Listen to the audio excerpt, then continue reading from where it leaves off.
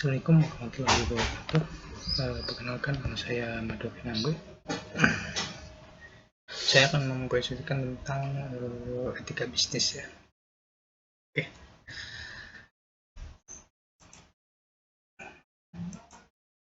Latar belakang di era menuju G20 dan salah satu cara untuk menghadapi MEA, masyarakat ekonomi ASEAN, adalah dengan melakukan bisnis. Maka sekarang ini bisnis sangat berkembang pesat di era ini. Banyak orang melakukan bisnis di dalam berbagai bidang. Bisnis tak hanya meliputi beberapa hal ya. Saat ini banyak pembisnis muda yang ikut bersaing dalam dunia bisnis.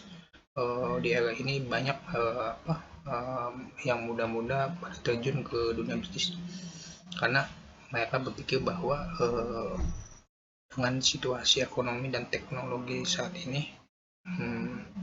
itu bisa gampang mendapatkan profit atau bisa berkembang lebih luas lagi. Berbicara tentang bisnis juga banyak terjadi hal resikonya tinggi juga, kita bisa kolaps atau benar-benar turun atau gulung tikar ya. Tetapi dengan mata kuliah etika bisnis, yaitu mengajarkan bagaimana cara mengendalikan bisnis itu sendiri dan bisa menghadapi kompetitor di luar sana. Nah, adanya pembisnis baru ini maka suatu hal penting bagi pembisnis untuk mengetahui tentang etika bisnis. Itu tidak hanya mengetahui dan beberapa memahami, tapi juga perlu adanya suatu penerapan. Dengan begitu, para bisnis tidak hanya berpacu pada profitnya dong. Dia harus tahu untuk masyarakat sekitarnya, GCG-nya, kita harus tahu pengendaliannya, dan kita harus mensejahterakan di dalamnya. Karena bisnis itu tidak tergantung dengan profit ya, tetapi dengan lingkungannya, juga dengan kesehatannya, dengan SDM-nya, apakah internalnya juga, apakah saling berbenturan atau saling masalah, itu juga penting. Maka etika bisnis ini adalah suatu aturan atau cara untuk mengendalikan para pembisnis.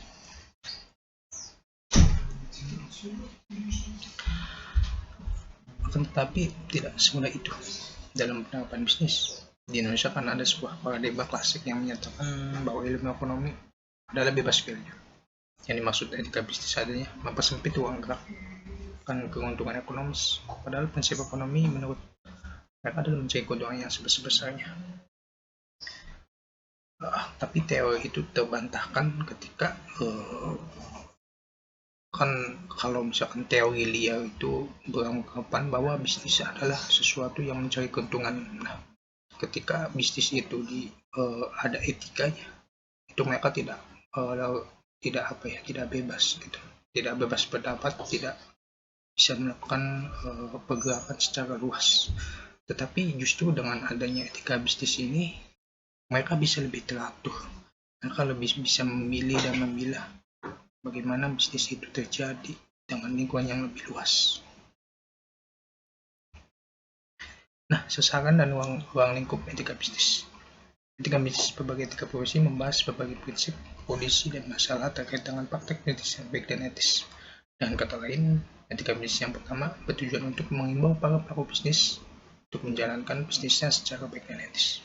Karena lingkup bisnis yang pertama ini lebih sering ditujukan kepada para manajer dan pelaku bisnis, dan lebih sering berbicara mengenai bagaimana perilaku bisnis yang baik dan etis itu. Nah, sasaran ruang lingkup ini, etika bisnisnya secara garis besar itu lebih mengacu kepada manajemen atau perusahaan yang bagaimana mengelola, mengatur secara manajer berarti mengelola bawahannya, ketika direktur berarti mengelola bagaimana SDM itu dan perusahaan itu bisa berjalan dengan sehat dan baik. Karena kalau bagaimanapun etika ini turun dan bisa mengelola bagaimana jalannya mengatur perusahaan.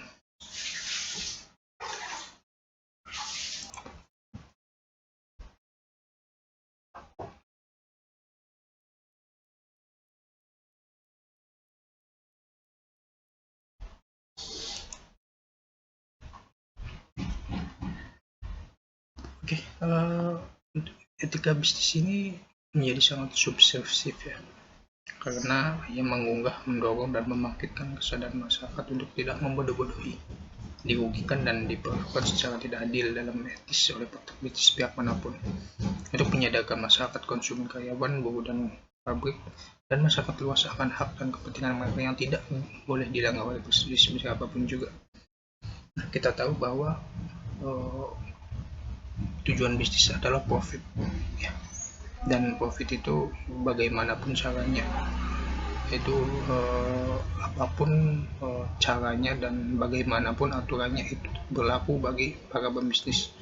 Tetapi masyarakat yang menyadari itu akan apa ya, akan terasa dibodohi, atau terasa kayak tidak ada ininya gitu, tidak ada prinsipnya.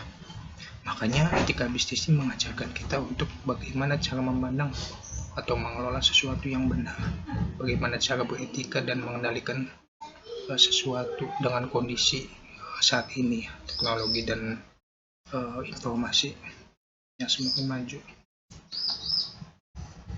Nah, etika bisnis juga berbicara mengenai sistem ekonomi yang sangat menentukan etis tidaknya suatu praktis bisnis. Dalam hal ini, etika bisnis lebih bersiko makro, ya, karena barangkali lebih tepat disebut sebagai etika ekonomi. Lanjut, etika bisnis. Etika bisnis adalah cara untuk melakukan kegiatan bisnis yang mencakup seluruh aspek yang berkaitan dengan individu, perusahaan, industri, dan juga masyarakat. Semuanya itu mencakup bagaimana kita menjalankan bisnis secara adil, sesuai dengan hukum yang berlaku, dan tidak tergantung pada kedudukan individu ataupun perusahaan di masyarakat. Nah, bisnis ini secara entitas itu berbagai level ya. Kalau di lingkungan perusahaan itu bagaimana cara mengelola internalnya, bagaimana cara berbisnisnya, mengelola perusahaannya. Kalau misalkan di industri berarti ada produksi, bagaimana mengatur produksinya, bagaimana cara menjualnya, dan juga masyarakat, bagaimana kita memilih produk-produk yang benar-benar kita perlukan, bagaimana kita tahu nih produk ini bagus atau bermanfaat, seperti itu. Tidak tergantung pada individual ataupun kayak ikutin alur seperti itu. Nah, etika bisnis merupakan cara untuk melakukan kegiatan bisnis yang mencakup aspek yang berkenaan individu, perusahaan, dan masyarakat. Etika bisnis dalam suatu perusahaan dapat membentuk nilai, norma, dan perilaku karyawan serta pemimpinan dalam membangun hubungan yang adil dan sehat dengan pelanggan, mitra kerja, dan pemegang saham masyarakat. Nah, etika bisnis ini kita tahu ketika perusahaan open atau terbuka, dia akan ada di pertama kan ada saham ya, atau publik yang bisa dikonsumsi masyarakat dengan sahamnya. Kita bisa tahu cara untuk membeli, kapan nih perusahaan akan profit, kapan perusahaan akan tidak sehat, seperti itu. Dan perusahaan juga tahu nih ketika mereka membaca laporan keuangan mereka bagaimana cara menarik investor biar masuk, dan pekerja juga bagaimana cara mengelola biar perusahaan ini terus maju dan terus berkembang, seperti itu. Nah, teori etika bisnis yang pertama itu teori bisnis. Itu pertama deontologi teori yang berasal dari Yunani. Dia merupakan kewajiban. Etika deontologi menekankan kewajiban manusia untuk bertindak secara baik. Suatu tindakan ini baik bukan dinilai dan dibenarkan berdasarkan akibat atau tujuan baik dari tindakan itu, melainkan berdasarkan tindakan itu sendiri sebagai baik pada dirinya sendiri. Nah, di sini kita kan etika bisnis itu baik ya, baik apa yang kita tindakan atau yang kerjakan gitu baik menurut kita sendiri, bukan menurut orang lain. Ya, teologis. Yang kedua, teologis berasal dari bahasa Yunani yaitu telos atau tujuan, yaitu etika yang mengukur baik buruknya suatu tindakan berdasarkan tujuan yang hendak dicapai. Dengan tindakan tujuan itu akibatnya menimbulkan atas tindakan yang dilakukan suatu tindakan nilai baik jika bertujuan mencapai sesuatu yang baik atau akibat yang dilakukan baik atau bermanfaat. Nah, di sini teologis berarti kan tujuannya. Pengertian ini bagaimana tujuan suatu etika bisnis itu baik gitu. Tujuan yang baik untuk kita dan lingkungan kita. Nah, yang ketiga teori